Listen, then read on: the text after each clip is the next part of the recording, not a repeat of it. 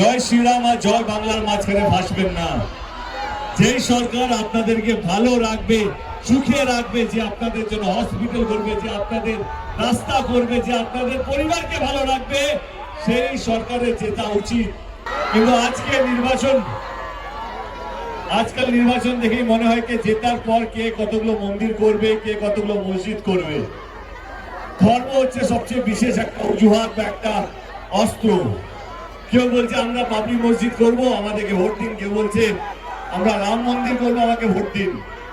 আমি একটাই কথা বলতে চাই, ভোট আপনারা যাকে ইচ্ছা দিতে পারেন, কিন্তু একটা জিনিস মাথায় রাখবেন, এই নির্বাচনটা কে কতগুলো মন্দির করছে বা কে কতগুলো মসজিদ করছে এটা নির্বাচন, যেটা নয়। ইলেকশন জেতার পর কে কতগুলো হসপিটাল করবে, কে কতগুলো স্কুল করবে, রাস্তা করবে, আপনাদেরকে ভালো রাখবে, সুখে রাখবে, এই নির্বাচনটা হচ্ছে সেই নির্বাচন। জয় শ্রীরাম আর জয় বাংলার মাঝখানে ফাঁসবেন না। যে আপনাদেরকে ভালো রাখবে, যে আপনাদেরকে এক রাখবে, যে আপনাদেরকে সুস্থ রাখবে, তারই হাতটা শক্ত করবেন। বাকি আপনারা যেটা ভালো বুঝবেন সেটা আপনারা করবেন, কিন্তু